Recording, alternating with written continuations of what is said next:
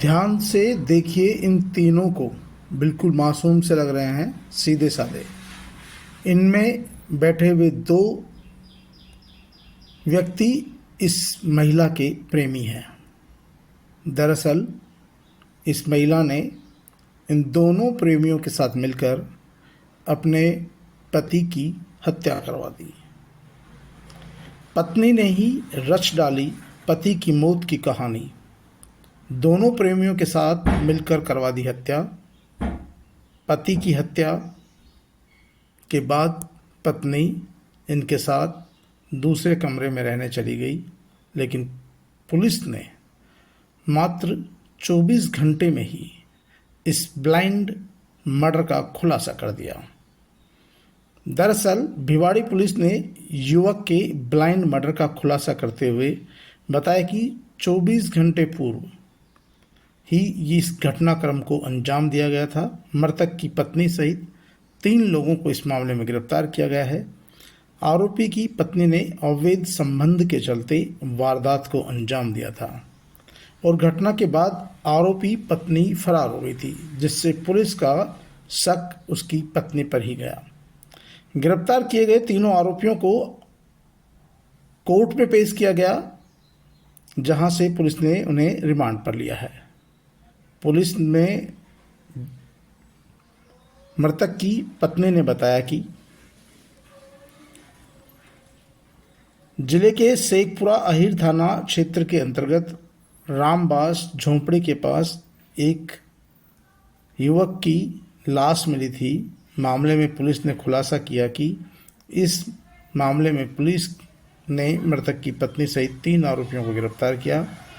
तिजारा के डीएसपी शिवराज सिंह ने बताया कि 28 जून को रात को फ़ोन के जरिए सूचना मिली कि शेखपुरा अहीर थाना क्षेत्र में रामबास झोंपड़ी के पास एक युवक की लाश पड़ी है, जिसकी गर्दन पर चोट के निशान है, साथ ही स्कूटी भी मिली है। इस पर मामला दर्ज कर जांच शुरू कर दी।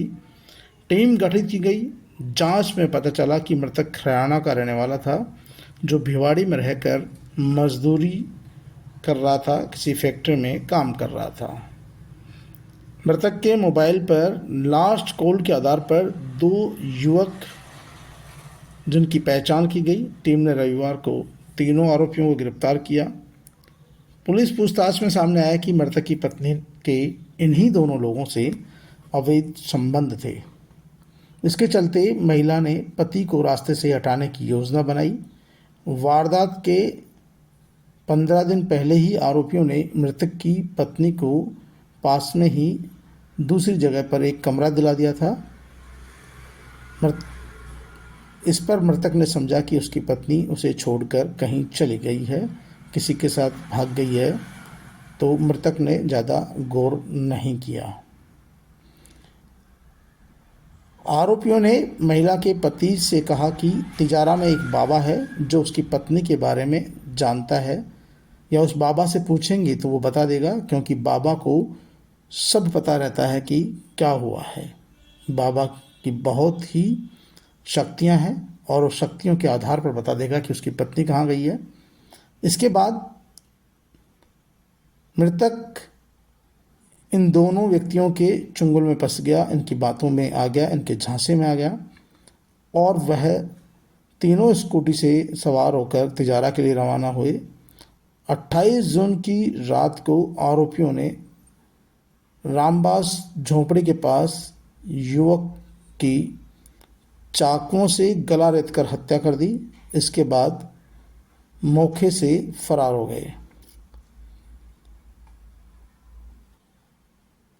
लोक टुडे के संवाददाता राजेश शर्मा ने बताया कि पुलिस ने जब इस बॉडी की पहचान की, वहाँ मिले मोबाइल से मृतक की पहचान हो गई, स्कूटी के नंबर से मृतक की पहचान हो गई। युवक के फ़ोन पर जो कॉल आए थे जिन पे बातचीत हुई थी, तो लॉस्ट कॉल जो था उसकी पत्नी के दोनों प्रेमियों के थे। जब उनसे पूछताछ की गई तो थोड़ी ही देर में पुलिसिया अंदाज में पूछताछ करने पर वो दोनों टूट गए। उन्होंने बताया कि मृतक की पत्नी से उनके अवैध संबंध है और महिला चाहती थी कि यह बने रहे और इसीलिए महिला के कहने पर ही उन्होंने उसके पति को रास्ते से हटाया है, जिससे उन्हें किसी तरह की परेशानी नहीं हो और उनकी ज़िंदगी ऐसे ही चलती रहे। महिला का कहना था कि पति को उस पर शक हो गया था, ऐसे में उसके सामने उसको रास्ते से हटाने के अलावा कोई चारा नहीं था। आखिरकार महिला बड़ी शातिर थी, पूरे मर्डर केस से दूर भी रही, वो खुद शामिल नहीं रही। प्रेमियों के माध्यम से ही उसने पति की हत्या करवा दी और वो उनके साथ ही दूसरे कमरे में रहती थी, दूसरी जगह रहती थी। लेकिन पुलिस ने हत्या की मुख्य साजिशकर्ता के तौर पर उसे गिरफ्तार किया है। पुलिस ने रिमांड पर भी ले लिया है। पुलिस इन तीनों से पूछताछ कर रही है, लेकिन आखिरकार एक पत्नी ने, जिसने 7 फेरे लिए थे लेकिन 7 फेरों की रस्म नहीं निभाई, उसने मामूली से अपने स्वार्थ के लिए, अपने अवैध संबंधों पर पर्दा डालने के लिए अपने ही 2 प्रेमियों के साथ अपने पति की हत्या करवा दी, जिसके साथ शादी करके वो आई थी। जब वो पत्नी अपने पति की नहीं हुई तो आखिरकार इन दोनों की कैसे होगी और आखिरकार इन दोनों में से कौन उसे पत्नी मानता। ये तमाम बातें ऐसी है जो सवाल छोड़ जाती है कि ये प्यार में 2 अंधे व्यक्ति वो इतने खो गए कि उन्होंने ये भी नहीं सोचा कि इसका अंजाम क्या होगा। उन्होंने ये भी नहीं सोचा कि जब वो पत्नी अपने पति की नहीं है तो हम दोनों की कैसे होगी। कल को फिर हम दोनों में से किसी एक को रास्ते से हटाने के लिए फिर वो इस तरह का कर्म करेगी।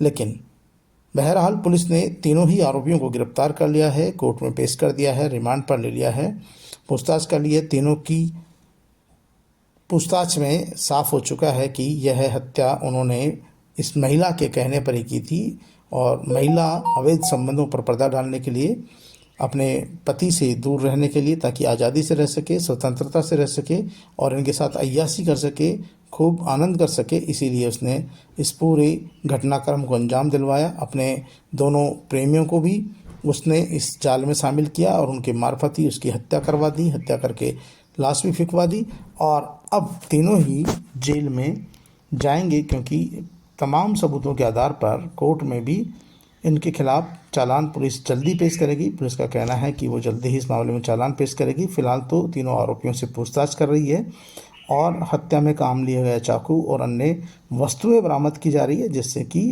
एफएसएल टीम को भेजा जा सके और पुलिस कोर्ट में तमाम सबूत मजबूती से रख सके, जिससे एक व्यक्ति जिसको पता भी नहीं था कि उसके साथ क्या होने वाला है, वो अपनी पत्नी की तलाश के लिए ही जा रहा था किसी बाबा के शरण में, जिससे कि उसकी पत्नी की तलाश हो सके, उसकी पत्नी उसे वापस मिल सके। लेकिन उसे क्या पता था कि जिस पत्नी को वो भागी हुई समझकर भूलने की कोशिश कर रहा था, वही उसकी पत्नी उसकी हत्या का कारण बनेगी, उसकी मौत का कारण बनेगी। और उसके प्रेमी जिनके बारे में उसे भान नहीं था कि यह व्यक्ति उसे बाबा के पास नहीं, मौत के पास लेकर जा रहे हैं।